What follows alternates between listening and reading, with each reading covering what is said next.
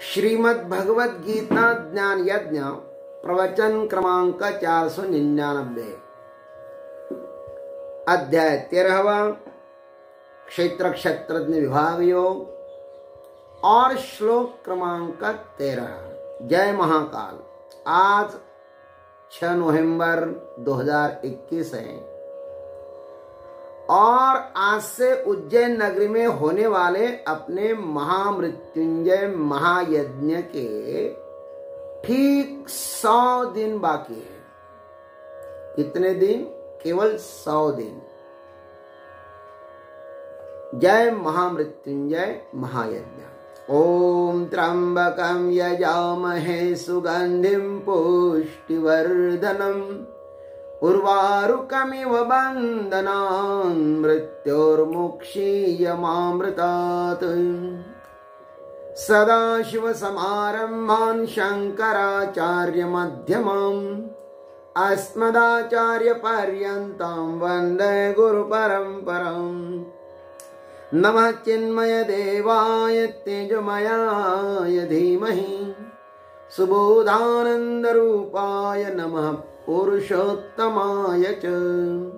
वसुदेवसुतं देवं कंसचानूरमर्दनं देवकी परमानन्दं कृष्णं वन्दे जगद्गुरुम्।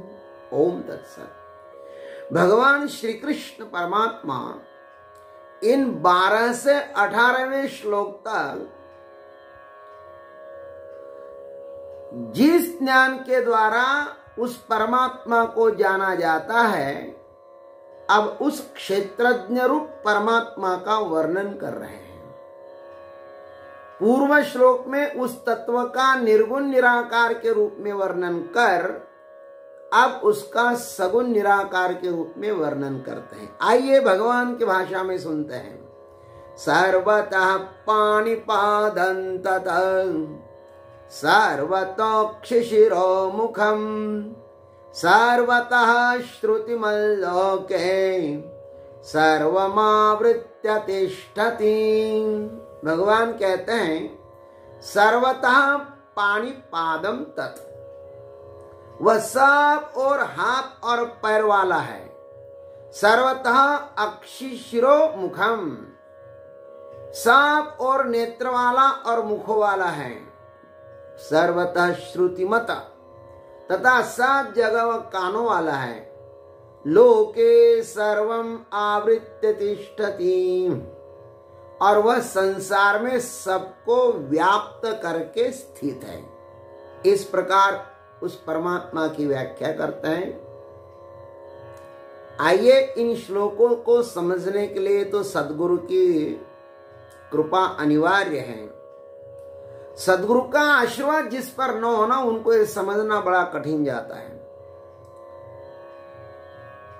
सर्वतः पाणिपादम तत्, पूर्व श्लोक में कहा कि वह सदसत विलक्षण है।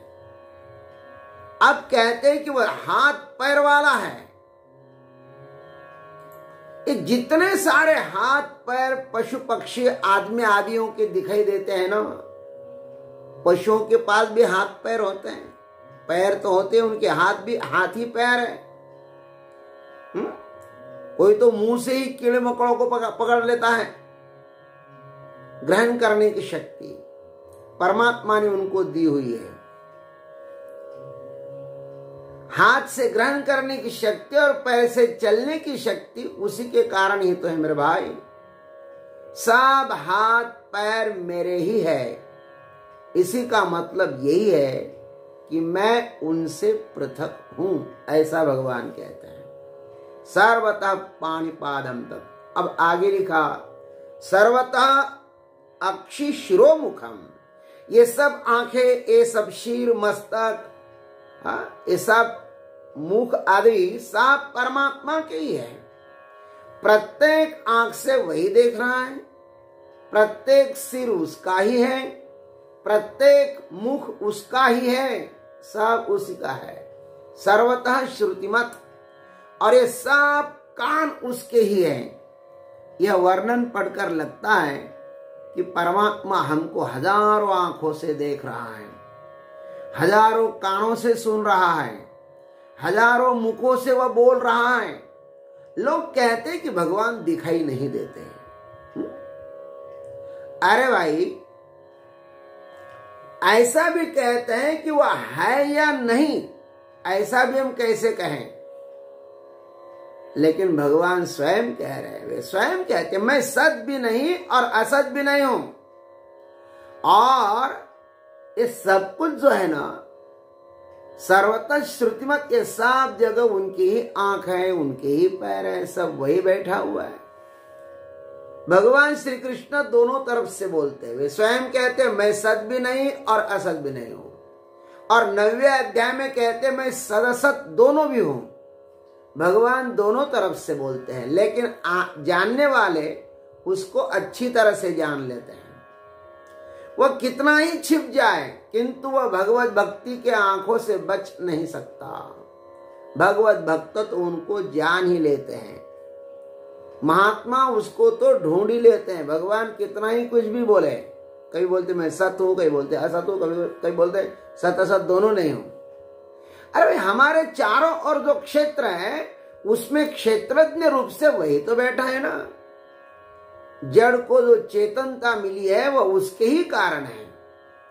विद्युत शक्ति कह सकती है कि सांप दिए, ये सब फैक्ट्रिया, रेलगाड़ियां आदि उपकरण है ना, सो सब मेरे कारण ही है। अग्नि देवता कह सकते हैं। सही में इसमें से विद्युत शक्ति हटा दे तो ये सब मुर्दा हो जाएंगे। विद्युत है लेकिन दिखाई नहीं देती, परंतु उसको देख सकते हैं इन विद्युत उपकरणों के माध्यम से। इस मोबाइल को कौन चला रहा है? विद्युत शक्ति तो चला रही है। परमात्मा को देखना है तो इस जगत की ओर देखकर ही उसे देखो। प्रत्येक वस्तु उसके ही होने का संकेत दे रही है।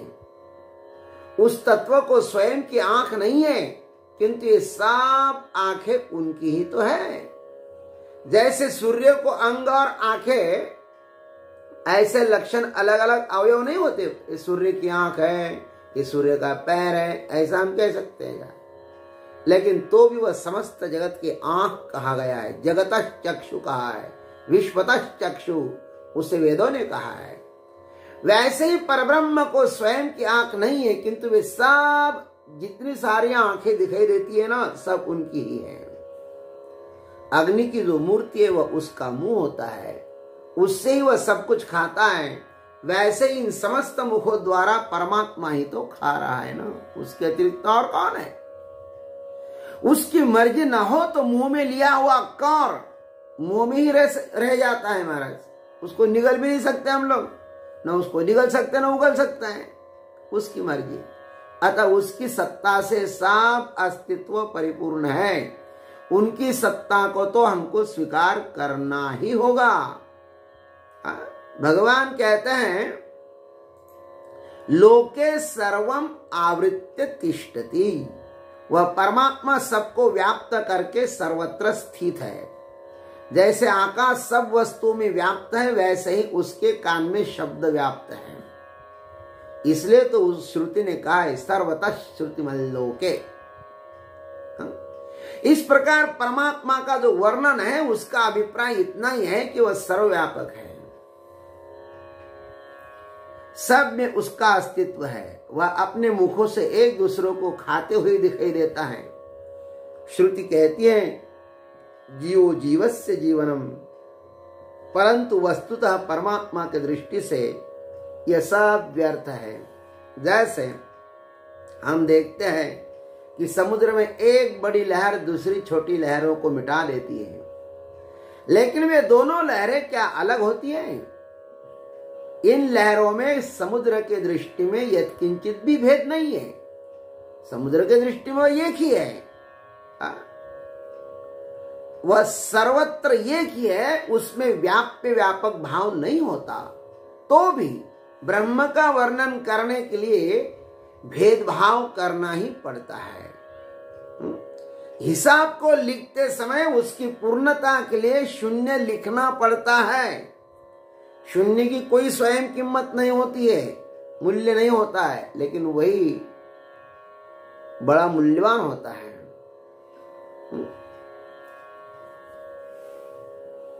तो कहने का तात्पर्य, अद्वैत स्पष्ट करने के लिए द्वैत को स्वीकार करना ही पड़ता है।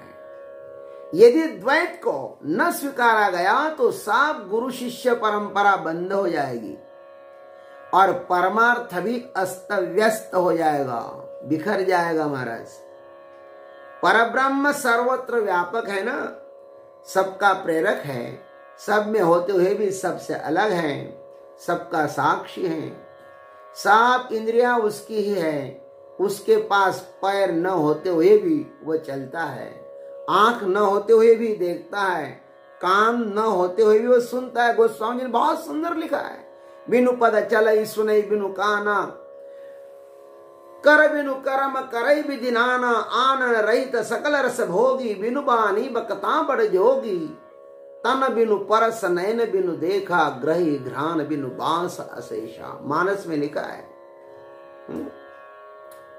श्रुति ने भी कहा है, अपानि पादो जवनो गृहीता, पश्यत्य चक्षु सशृणोत्य करना। श्रुति ने भी कहा है, उनके पास कुछ भी नहीं है लेकिन वह सब कुछ वही कर रहा है। इसलिए भगवान ने ठीक ही कहा। बड़ी प्यारी बात भगवान ने इस श्लोक में बताई, सर्वतः पाणिपादंतत सर्वतो क्षिशिरो मुखम, सर्वतः श्रुति मल्लोके सर्वम आवृत्य तिष्ठति। ओम तत्सत। जय गुरुदेव, जय जगदीश्वर, जय जय महाकाल।